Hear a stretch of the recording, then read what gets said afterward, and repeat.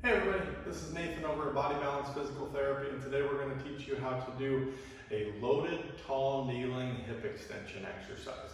So the goal for this exercise is to teach our hips how to contract and press ourselves into hip extension while maintaining a good posture with our shoulders and our head.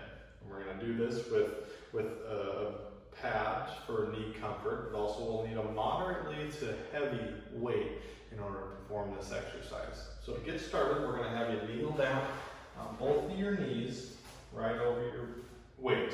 And bring that weight fairly close into your body. From there, we're going to grab it with both of our hands and get up as tall as possible. So the first thing we want to focus on is taking my hips and squeezing them and trying to press my hips forward into extension. Now, a lot of times what's going to happen is we're going to want to really arch our back in order to make that possible.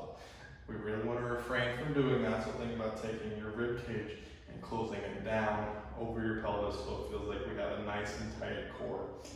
From there, we also want to make sure that our shoulders are stacked directly on top of our hips. So again, this goes into making sure that our rib cage is pulled down, or else we're going to want to flare it out to get our hips up over our shoulders, or our shoulders over our hips, which is not in the way that we want to perform this exercise. So keeping everything nice and tight, my shoulders are pulled down and together, and we're just sitting in this position, trying not to look up in the air, trying not to look down, but trying to stay straight ahead, keeping my head right on top of my shoulders, and we're just squeezing our glutes and holding this exercise as long as we can. Sometimes we'll get it to where we feel like our hamstrings are doing too much. If that's the case, try not to dig your toes down into the ground. And think about squeezing your glutes more and letting your feet relax. Again, as long as you feel like you can, until you feel like you're starting to lean forward or losing your form and holding it.